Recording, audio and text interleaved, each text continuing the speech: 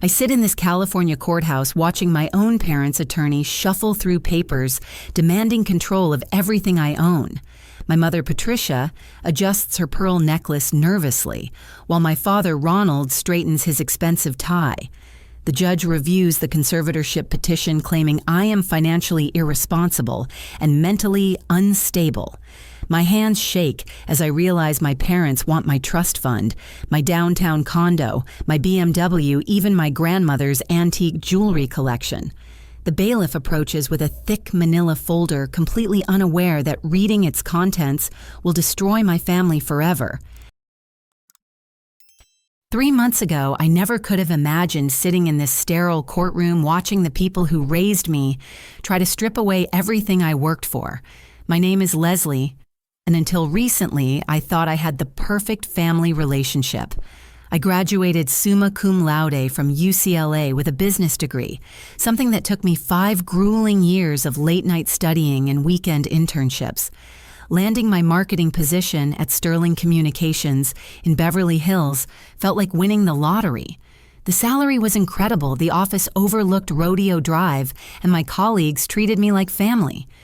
When I turned 26, I used my inheritance from Grandma Eleanor to put down payment on a beautiful condo in downtown Los Angeles. The place had floor-to-ceiling windows, granite countertops, and a view that stretched all the way to the Pacific Ocean on clear days. I remember calling my parents from the empty living room, tears of joy streaming down my face as I described every detail. Patricia squealed with delight, and Ronald kept saying how proud he was of his little girl making such smart financial decisions. For months, they hosted dinner parties at their Malibu mansion just to brag about their successful daughter. Their friends would compliment them on raising such an independent, responsible young woman. Patricia would beam while serving her famous rosemary chicken, telling everyone how I had decorated my entire condo myself and even learned to change my own oil to save money. Ronald would pour expensive wine and talk about how business-minded I had become, managing my inheritance better than people twice my age. But everything changed when I decided to help organize Grandma Eleanor's remaining financial documents. She had passed away 2 years earlier, leaving me her entire estate because I was the only grandchild who visited her regularly during her final months. While sorting through boxes of statements and receipts, I discovered credit card bills that made my stomach drop. Someone had been using Eleanor's cards for expensive purchases at high-end restaurants, luxury spas, and designer clothing stores. The charges continued for months after her funeral.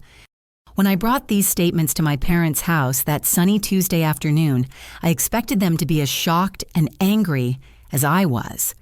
Instead, Patricia went pale and started fumbling with her coffee cup.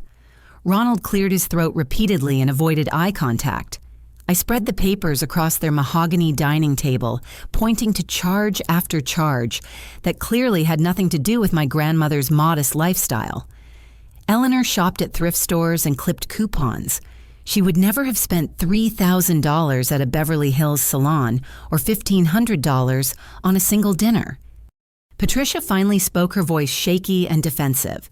She claimed they had occasionally used Eleanor's cards to buy her gifts or pay for medical expenses, but they always intended to reimburse the estate. Ronald nodded vigorously, adding that I was being paranoid and ungrateful. They insisted I was making a big deal out of nothing, that families help each other during difficult times. But as I studied the statements more carefully, I realized the unauthorized charges totaled over $200,000, spanning 5 years before Eleanor's death. The conversation escalated quickly. Patricia accused me of being suspicious and greedy, more concerned about money than family loyalty. Ronald stood up from the table, his face red with anger, demanding to know when I had become so cold and calculating. They claimed I was developing an unhealthy obsession with financial matters, suggesting I needed professional help to deal with my grandmother's death properly. Within 2 weeks of that confrontation, they hired Marcus Webb, an attorney who specialized in family asset disputes and conservatorship cases. Webb had a reputation for aggressive tactics and an office filled with expensive artwork that suggested he charged premium fees.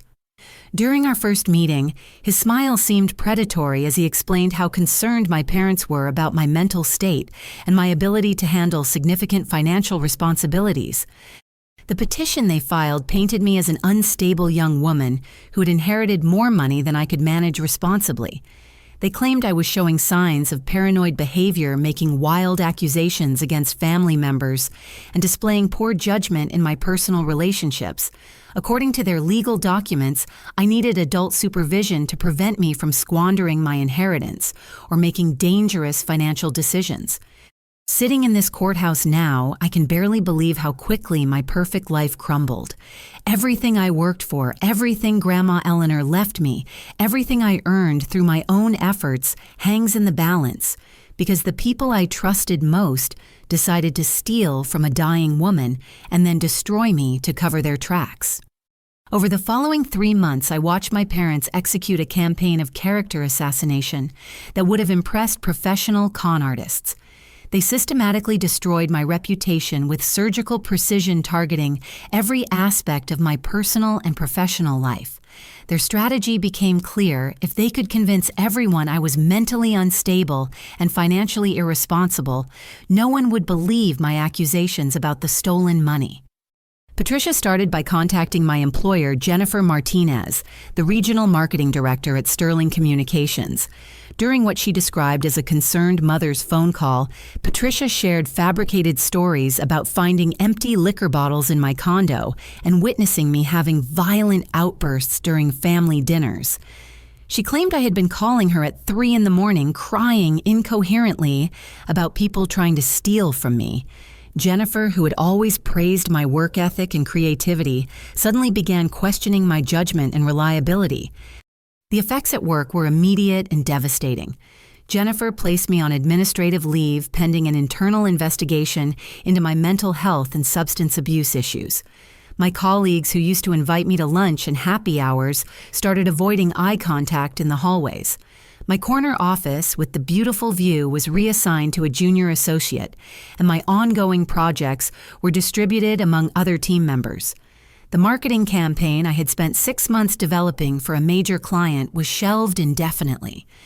Simultaneously, my parents began spreading rumors throughout their social circle about my supposed psychological breakdown. They attended country club events and charity galas, wearing expressions of concerned parental grief, while describing my erratic behavior to anyone who would listen. The Henderson family, who had known me since childhood, suddenly started crossing the street when they saw me at the grocery store. The Clarks, who used to hire me to pet sit their golden retriever during vacations, left an awkward voicemail saying they no longer needed my services. My childhood friend Madison, who had been my maid of honor when I got engaged 3 years earlier, stopped returning my calls after Patricia told her I had threatened suicide during a family barbecue. Madison later testified that she was afraid to be around me because of my alleged mental instability. Other friends received similar warnings, creating a circle of isolation that made me appear even more troubled and antisocial. During this time, I hired private investigator Jake Morrison, a former police detective who specialized in financial fraud cases. Jake had gray hair, kind eyes, and 30 years of experience uncovering white-collar crimes. His office was cluttered with case files and empty coffee cups, but his reputation for thorough investigations was impeccable. Working together, we began documenting the evidence of my parents' theft, tracking every fraudulent charge and forged signature. Jake's investigation revealed that my parents had been planning their scheme long before my grandmother's death. They had consulted with 3 different attorneys about gaining control of Eleanor's estate through me exploring various legal avenues, including power of attorney guardianship and conservatorship. They had researched my grandmother's financial assets extensively, identifying bank accounts, investment portfolios, and insurance policies that would become accessible after her death. The most damaging discovery came when Jake uncovered forged signatures on loan documents and fraudulent insurance claims filed in Eleanor's name. My parents had borrowed against her life insurance policy while she was still alive, using the money to pay off their own debts and fund their lavish lifestyle. They had also sold several of her valuable antiques, claiming the proceeds were needed for her medical care, when actually the money went directly into their personal accounts. As Jake compiled this evidence, my parents accelerated their legal strategy. Marcus Webb filed emergency motions claiming I was becoming increasingly dangerous and unpredictable. They produced medical records from Dr. Sandra Mills, a psychiatrist who had never actually examined me, but was willing to provide professional opinions based on secondhand information from my parents. Dr. Mills concluded that I was suffering from severe paranoid delusions and posed a risk to myself and others. The psychological evaluation Dr. Mills conducted was a masterpiece of professional misconduct. She interviewed my parents for hours, accepting their fabricated stories as factual evidence of my mental illness. They described incidents that never happened, me destroying furniture during fits of rage, making violent threats against neighbors, and exhibiting signs of drug addiction. Dr. Mills incorporated all these lies into her official report, recommending immediate intervention through conservatorship. Meanwhile, my parents began documenting fake evidence of my instability. They secretly recorded phone conversations where they deliberately provoked me to anger, then edited the recordings to make me sound unhinged and threatening. Ronald would call me late at night making outrageous demands or hurling accusations, then capture my frustrated responses while editing out his own inflammatory comments. Patricia would show up at my workplace unannounced, creating dramatic scenes in the lobby while claiming I had called her begging for help with my addiction problems. The most heartbreaking betrayal came from my younger brother Tyler, who was 24 and struggling to establish his independence from our parents' financial support. Patricia and Ronald convinced him to testify against me, threatening to cut off his college funding and kick him out of their house if he refused to cooperate. Tyler was completing his final semester at USC and desperately needed their continued support to graduate.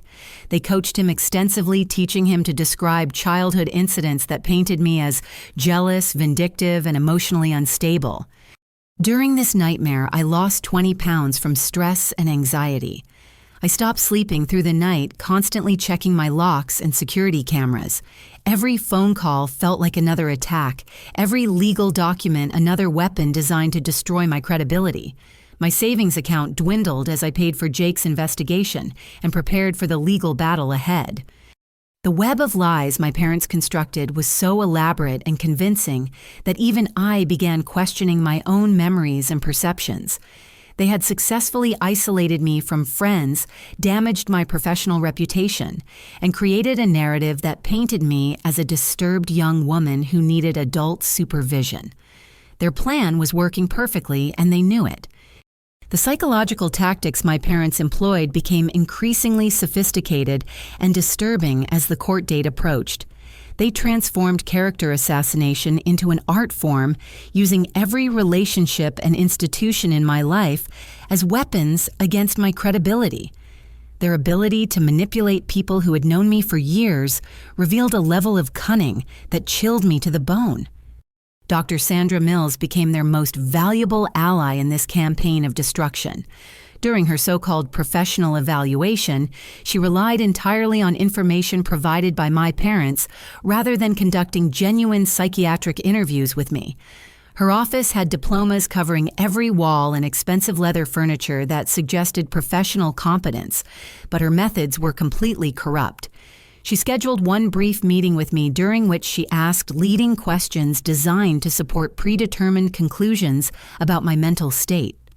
The evaluation session felt like an interrogation rather than medical consultation. Dr. Mills asked whether I had been experiencing paranoid thoughts about family members, specifically whether I believed people were stealing from me. When I tried to explain the documented evidence of financial fraud, she interrupted, repeatedly suggesting that my allegations demonstrated delusional thinking patterns. She took notes constantly, but I later discovered through Jake's investigation that she had already written her conclusions before our meeting. Her final report contained fabricated details about my childhood that she could only have obtained from my parents. She described incidents of supposed aggression and antisocial behavior that never occurred, claiming I had a history of violent outbursts and property destruction. According to her professional opinion, I suffered from severe paranoid personality disorder, complicated by substance abuse issues and financial irresponsibility. She recommended immediate conservatorship to prevent me from harming myself or others. What Jake uncovered about Dr. Mills's background was even more shocking. She had a history of providing false testimony in exchange for substantial payments, particularly in cases involving wealthy families seeking to control inheritances or avoid financial responsibility for elderly relatives. 3 previous patients had filed complaints against her with the state medical board for unethical practices, but her connections within the professional community had protected her from serious consequences. My parents promised Dr. Mills a $50,000 bonus if their conservatorship petition succeeded in arrangement that Jake documented through email correspondence and bank records. This payment was disguised as a consultation fee for ongoing psychological services, but the timing and amount clearly constituted bribery for false testimony. Meanwhile, my parents escalated their surveillance and documentation efforts. They hired a private security company to follow me and photograph my activities, hoping to capture evidence of erratic behavior or poor judgment. These investigators took pictures of me leaving restaurants with friends, attending social events, and conducting normal daily activities.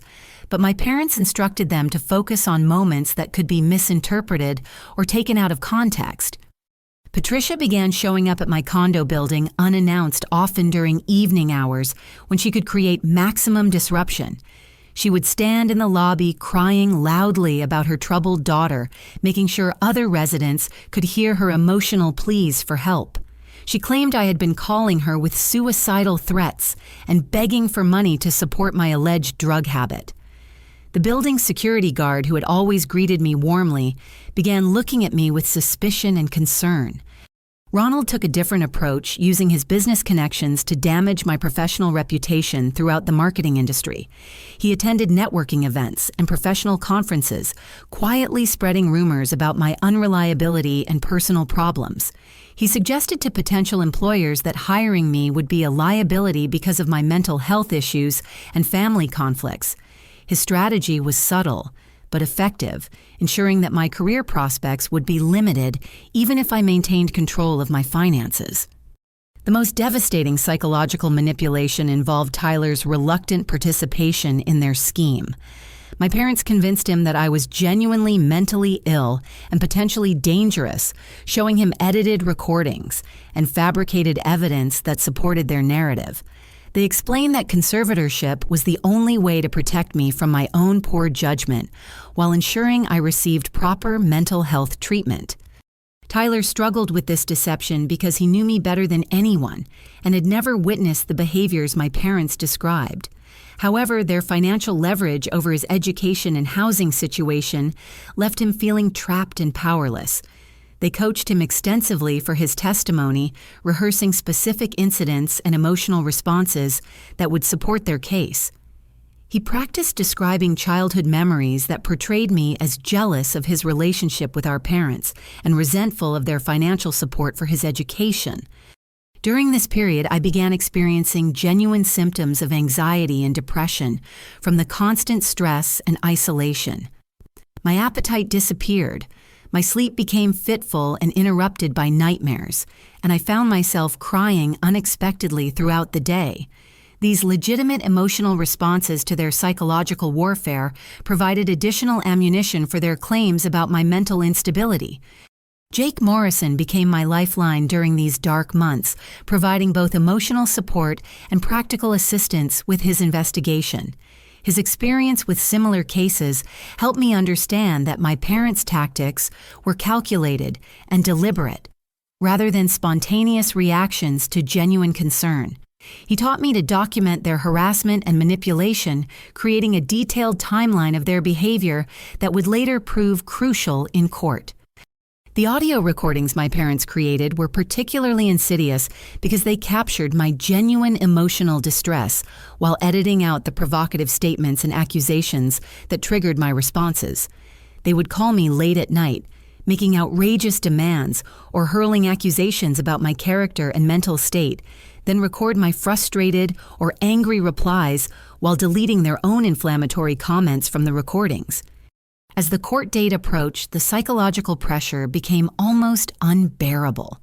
I felt completely isolated from friends and family, professionally humiliated, and emotionally exhausted from months of constant attacks on my character and sanity.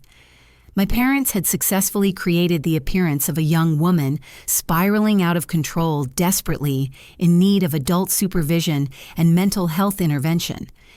Their campaign of psychological warfare had transformed me into exactly the kind of person who might genuinely need conservatorship, creating a self-fulfilling prophecy that would support their legal arguments.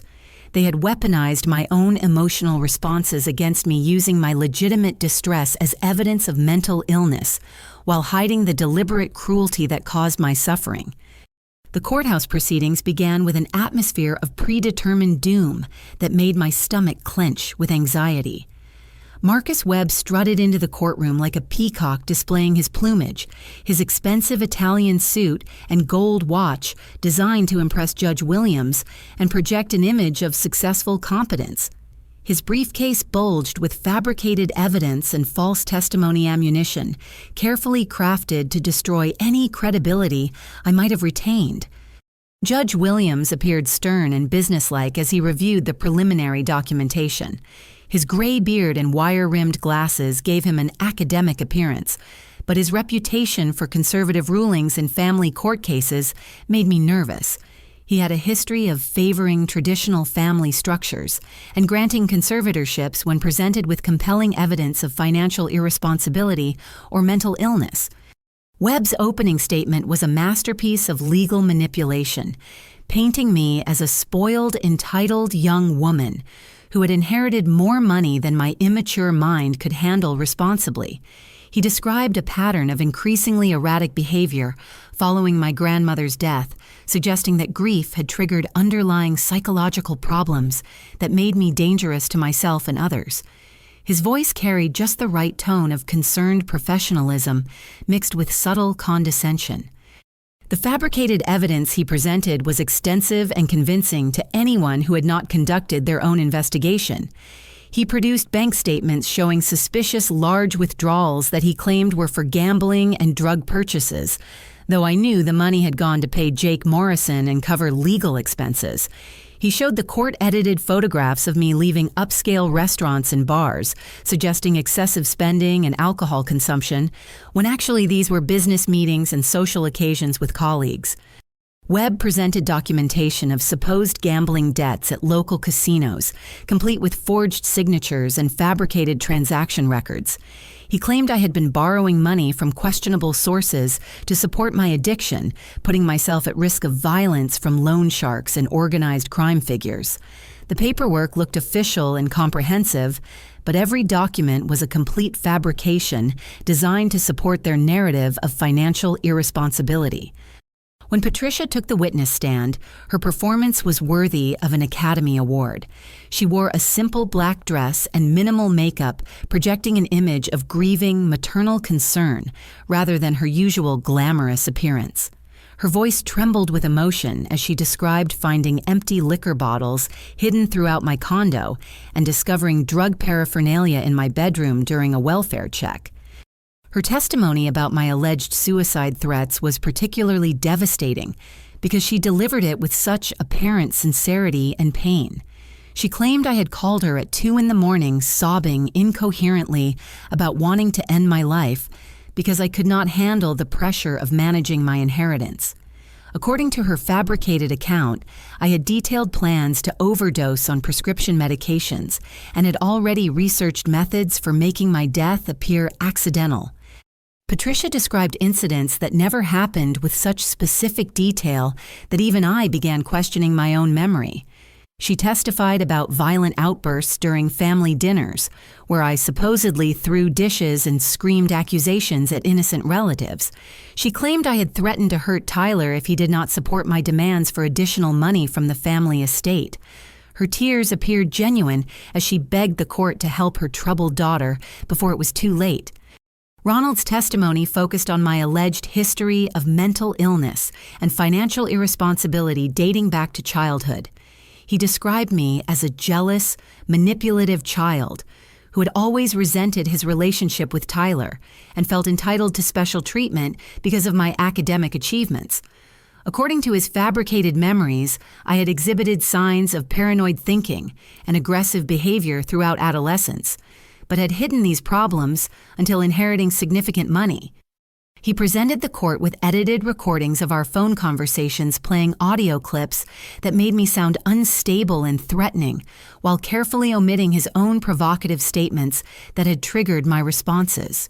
His voice carried paternal sadness as he explained how difficult it was to seek legal intervention against his own daughter, but he insisted that my safety and the protection of innocent family members required immediate action.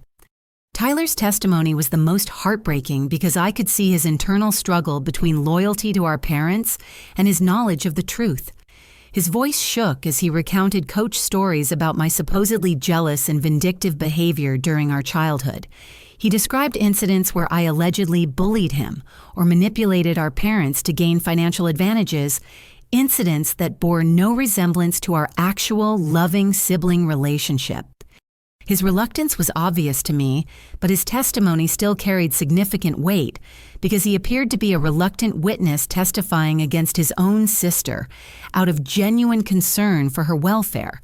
The court interpreted his emotional difficulty as evidence of how painful it was to admit the truth about my psychological problems rather than recognizing it as guilt over participating in an elaborate deception. Dr. Mills provided professional credibility to their fabricated narrative, presenting her biased evaluation with confidence and authority. She used complex psychological terminology to diagnose conditions I did not have, explaining to the court how paranoid personality disorder could manifest in false accusations against family members and financial irresponsibility. Her recommendation for immediate conservatorship carried significant weight because of her supposed expertise and professional credentials. Throughout this parade of false testimony, my own attorney, David Chen, seemed disturbingly unprepared and ineffective. He failed to object to obvious hearsay, allowed leading questions that should have been challenged, and made no effort to present the evidence Jake had gathered about my parents' financial fraud. His cross-examinations were weak and unfocused, failing to expose the inconsistencies and impossibilities in their fabricated accounts. During a recess, I confronted Chen about his inadequate representation, demanding to know why he was not using Jake's evidence to expose my parents' lies.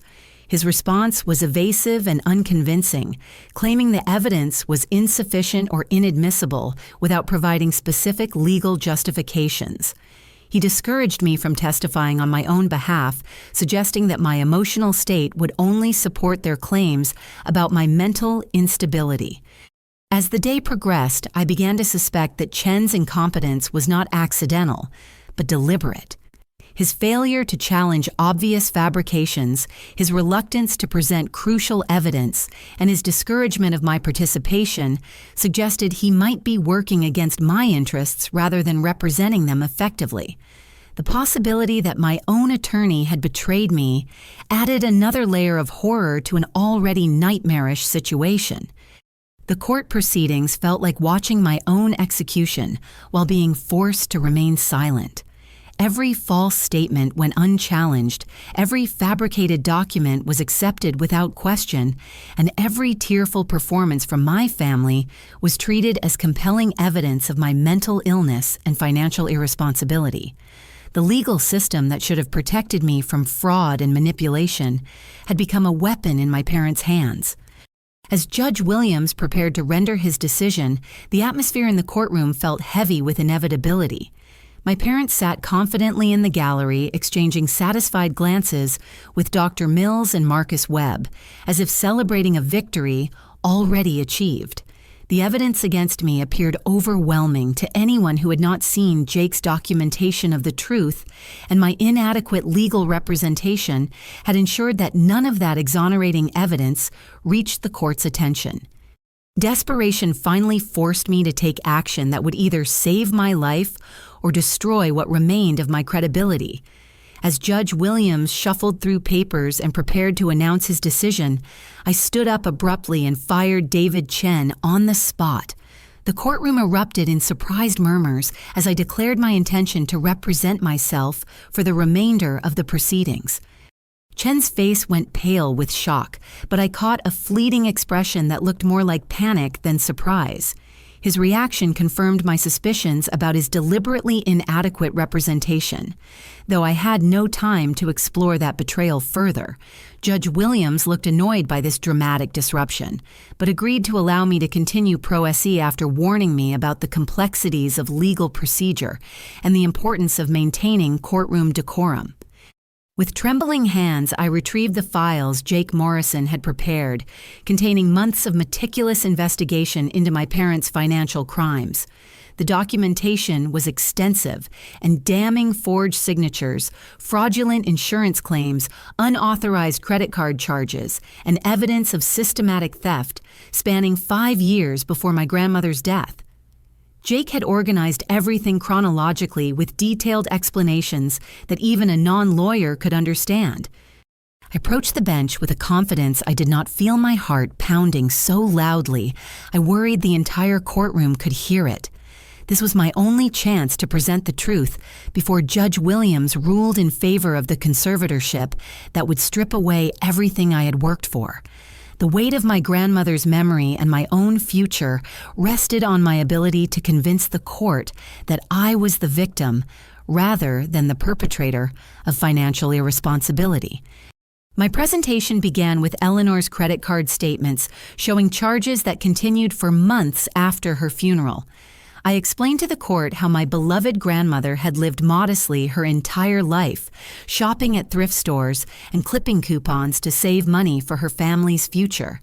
The luxury spa treatments, expensive restaurant meals, and designer clothing purchases were completely inconsistent with her lifestyle and values. Marcus Webb objected repeatedly, claiming the evidence was hearsay or improperly obtained without proper chain of custody documentation. Judge Williams sustained most of his objections, preventing me from presenting crucial bank records and forged documents that would have immediately exposed my parents' crimes. The legal technicalities that Chen should have addressed months ago now worked against me, making it nearly impossible to introduce evidence that could save my case. As I struggled to present my evidence within the court's restrictive rules, I could see Patricia and Ronald exchanging confident glances with their attorney. They appeared completely calm and assured, as if they had anticipated this desperate attempt to introduce new evidence and had already prepared countermeasures. Their composure suggested they believed their fabricated narrative was so convincing that even documented proof of their crimes could not overcome the psychological picture they had painted. Dr. Mills sat smugly in the gallery, her expensive suit and professional demeanor lending credibility to her false testimony about my mental state. Her willingness to provide purchased opinions for $50,000 had transformed her into a weapon against my credibility, and she showed no signs of guilt or concern about the ethical violations involved in her participation. Tyler avoided eye contact as I presented evidence that would exonerate me, his internal conflict obvious to anyone who knew him well.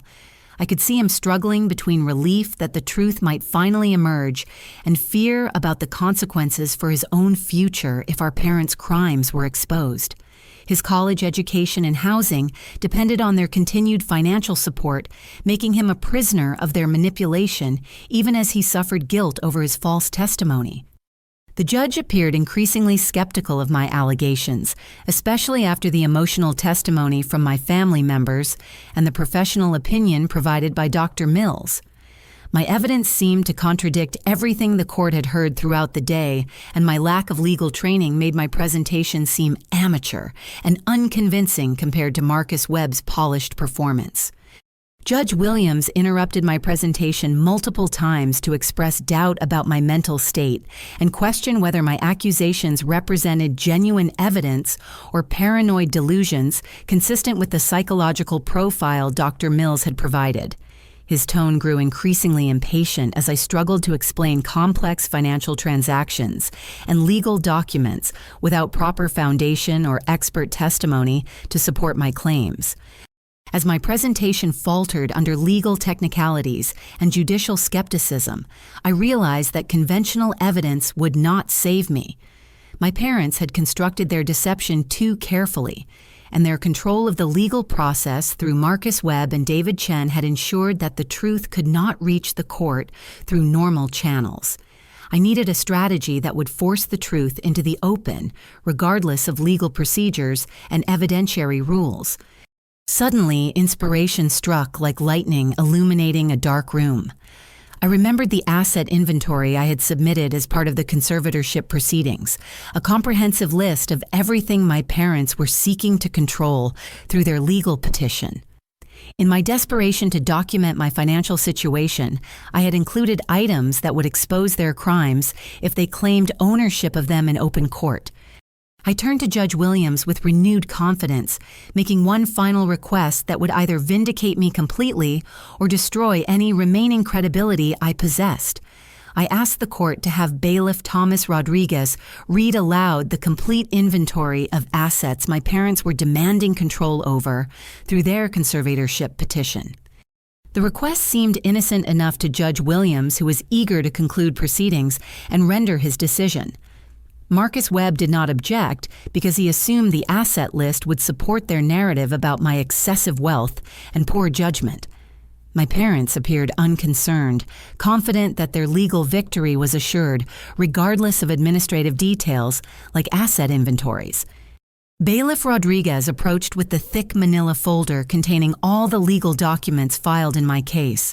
His weathered face and patient demeanor reflected 30 years of courthouse experience, but he had no idea that reading the contents of that folder would expose the most elaborate family fraud case in the county's recent history. As Rodriguez prepared to read the asset inventory aloud, the courtroom fell silent with anticipation. Everyone expected a routine recitation of bank accounts, real estate, and personal property that would conclude the proceedings and allow Judge Williams to grant the conservatorship. My parents sat confidently, completely unaware that they were about to confess to federal crimes in open court by claiming ownership of evidence they should never have possessed. Bailiff Thomas Rodriguez began reading the asset inventory with the measured cadence of someone who had performed similar duties thousands of times throughout his career. His voice carried clearly through the silent courtroom as he announced the first items on my list: checking and savings accounts at Wells Fargo, totaling $87,000, my downtown Los Angeles condominium, valued at $420,000, and my BMW sedan, worth $32,000. Judge Williams nodded approvingly at these standard assets, exactly the kind of property that would justify conservatorship oversight for a young woman allegedly struggling with financial responsibility. Marcus Webb looked satisfied as the monetary values were read aloud, demonstrating the substantial wealth that my parents were seeking to control through their legal petition. Patricia and Ronald maintained their confident composure as Rodriguez continued reading through routine items like my grandmother's jewelry collection, investment accounts, and personal belongings. They had rehearsed their expressions of concerned parental worry so thoroughly that they appeared completely believable as loving family members reluctantly seeking legal intervention for their troubled daughter's protection. But when Rodriguez reached the third item on the inventory, his voice faltered slightly as he read words that seemed out of place in a standard conservatorship, proceeding, forged insurance documents bearing the signatures of Eleanor Margaret Thompson, deceased, including life insurance policy applications and beneficiary change forms dated after the insured's death. The courtroom atmosphere shifted instantly as the implications of those words sank into everyone's consciousness. Judge Williams straightened in his chair with alarm, his face transforming from judicial neutrality to shocked concern. His eyes widened as he processed the legal significance of what the bailiff had just read, realizing that the conservatorship petitioners were claiming ownership of evidence of serious crimes. Marcus Webb jumped to his feet, his face draining of color as he frantically attempted damage control. He tried to interrupt Rodriguez and withdraw the petition, immediately claiming there had been some kind of administrative error or misunderstanding about the asset inventory. His polished confidence evaporated completely as he realized the trap I had set and the legal catastrophe that was unfolding for his clients. But Judge Williams refused to allow any interruption, demanding that Rodriguez continue reading the complete inventory as filed with the court. His judicial training had immediately recognized the criminal implications of the documents being claimed, and he was determined to hear the full extent of what appeared to be a massive fraud case, disguised as a family conservatorship dispute. Rodriguez continued with increasing amazement in his voice. Fraudulent loan applications using stolen identity credentials of Eleanor Margaret Thompson, including mortgage refinancing documents and personal loan agreements totaling $300,000 in unauthorized debt. Patricia's carefully maintained composure cracked as the blood drained from her face. She gripped Ronald's arm tightly, her knuckles turning white as she realized the magnitude of their legal exposure. Ronald's mouth fell open in shock as he understood that their elaborate deception had just transformed into a public confession of federal crimes. The bailiff's voice grew stronger as he read the next items: audio recordings of conversations planning insurance fraud and identity theft, including discussions of forging deceased person's signature and backdating legal documents. Credit card statements showing unauthorized charges totaling $212,000 on accounts belonging to Eleanor Margaret Thompson, continuing for 8 months after the account holder's documented death.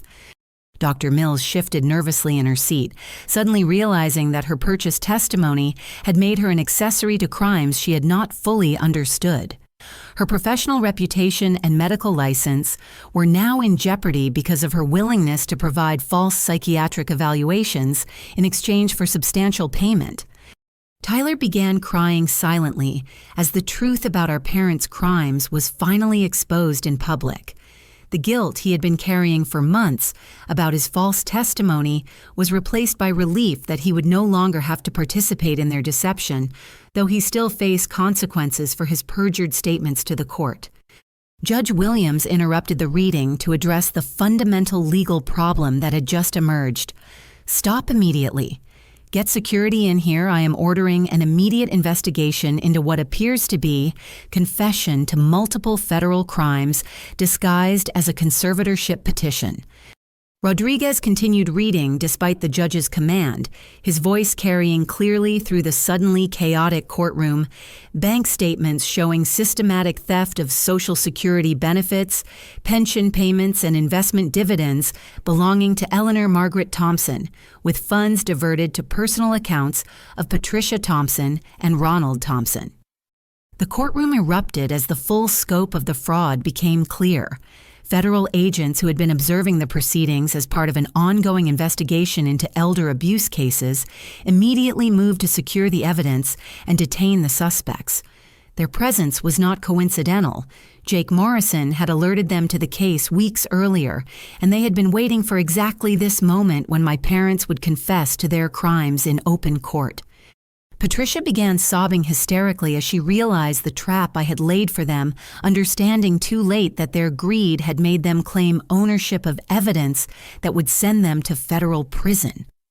Ronald sat frozen in stunned silence, his face ashen, as he processed the reality that their elaborate scheme had just destroyed their lives completely. Marcus Webb desperately tried to argue that his clients had been tricked into claiming ownership of evidence they did not understand, but Judge Williams was having none of it. The attorney's own participation in filing fraudulent court documents made him complicit in the conspiracy, and his career was now in as much jeopardy as his client's freedom. The federal agents moved efficiently through the courtroom, reading Miranda rights to Patricia and Ronald as they placed them under arrest for elder fraud identity, theft conspiracy, and multiple other federal crimes. Dr. Mills was also detained for her role in providing false testimony and her willingness to accept payment for fraudulent psychiatric evaluations. As my parents were led away in handcuffs, the full scope of their betrayal became clear to everyone present. They had not only stolen hundreds of thousands of dollars from my dying grandmother, but had also attempted to destroy my life and credibility to cover their tracks. Their willingness to commit perjury, suborn false testimony, and manipulate the legal system revealed a level of criminal sophistication that shocked even experienced law enforcement officers. Tyler approached me with tears streaming down his face, begging forgiveness for his participation in their scheme. He explained how they had threatened to destroy his future if he refused to cooperate, making him feel trapped between loyalty to family and his knowledge of the truth. His relief at finally being free from their manipulation was obvious as he embraced me for the first time in months. The conservatorship petition was immediately dismissed with prejudice, and Judge Williams ordered the expungement of all related records from my legal history. He also initiated disciplinary proceedings against both Marcus Webb and David Chen for their roles in attempting to defraud the court through false documentation and inadequate representation. As the courtroom slowly emptied and the chaos subsided, I stood surrounded by the wreckage of what had once been my family, finally free from their manipulation, but devastated by the depth of their betrayal. The victory felt hollow despite its completeness, because winning had required destroying the people who should have loved and protected me most. 6 months after that devastating courtroom revelation, I stood in the restored garden behind my grandmother's former house, finally understanding what Eleanor had tried to teach me about the difference between revenge and justice. The federal prosecution of my parents had concluded with substantial prison sentences that reflected the severity of their crimes, but the legal victory felt less important than the personal healing that followed. Patricia received 7 years in federal prison for elder fraud, identity theft, and conspiracy, while Ronald was sentenced to 8 years due to his leadership role in planning the scheme.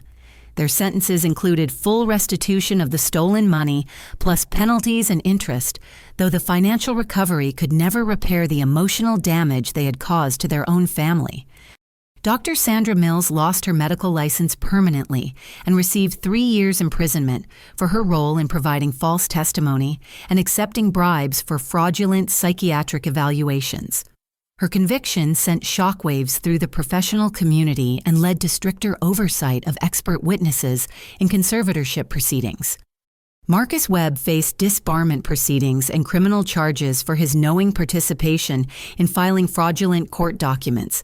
His legal career was destroyed, and his expensive lifestyle crumbled as clients fled and civil lawsuits mounted. David Chen also lost his license to practice law, though he avoided criminal prosecution by cooperating with federal investigators and exposing the extent of the conspiracy. Tyler struggled initially with guilt and shame over his forced participation in their scheme, but he gradually rebuilt our relationship as we both healed from the trauma they had inflicted on our family. He transferred to a different university using student loans rather than accepting any more financial support that might compromise his independence. His courage in eventually refusing to continue the deception, even at personal cost, earned my forgiveness and respect. My employer, Jennifer Martinez, not only reinstated me with a formal apology, but offered me a promotion to senior marketing director with a substantial salary increase. The company also implemented new policies for handling allegations against employees, ensuring that due process and investigation would precede any disciplinary action based on family complaints. The downtown condo that had nearly been lost to the conservatorship became my sanctuary during the healing process. I redecorated completely, replacing memories of the legal battle with symbols of renewal and independence. The view from my living room windows reminded me daily that I had survived the worst betrayal imaginable and emerged stronger. With the recovered stolen money and Eleanor's original inheritance, I established the Eleanor Thompson Foundation for Elder Fraud Prevention, dedicating my life to protecting other vulnerable seniors from the kind of crimes my parents had committed. The foundation provides legal assistance, financial counseling, and investigative support for families dealing with elder abuse cases. Jake Morrison became not only a trusted friend, but also the foundation's lead investigator, using his skills to help other families uncover and prosecute financial crimes against elderly relatives. His experience with my case had revealed how common such schemes were and how difficult they could be to detect without professional investigation. The foundation's first year of operation helped recover over $2 million in stolen assets for 17 families, while also supporting legislation to strengthen penalties for elder fraud and improve oversight of conservatorship proceedings. Working with other victims helped me understand that my parents' betrayal, while devastating, was part of a larger pattern of crimes that required systematic prevention efforts. Personal healing came slowly as I learned to trust people again and rebuild relationships damaged by my parents' manipulation. The isolation they had created through their character assassination campaign gradually lifted as friends and colleagues learned the truth about their deception and offered support for my recovery. The most meaningful healing occurred during quiet moments in Eleanor's garden, where I could feel her presence and remember her lessons about integrity, kindness, and the importance of family loyalty. She had always told me that true strength came from doing what was right, even when it was difficult, and her example guided me through the darkest periods of the legal battle. Tyler and I now spend holidays together creating new traditions that honor Eleanor's memory, while building a healthier family dynamic based on honesty and mutual respect. We both learned that real family bonds are strengthened by truth rather than weakened by it, and that protecting each other sometimes requires difficult choices. The courtroom victory had been satisfying, but the real triumph was discovering that I possessed the strength and intelligence to protect myself when the people who should have supported me became my greatest threat. Eleanor's legacy lived on, not just in the money she left me, but in the values and determination that enabled me to fight for justice.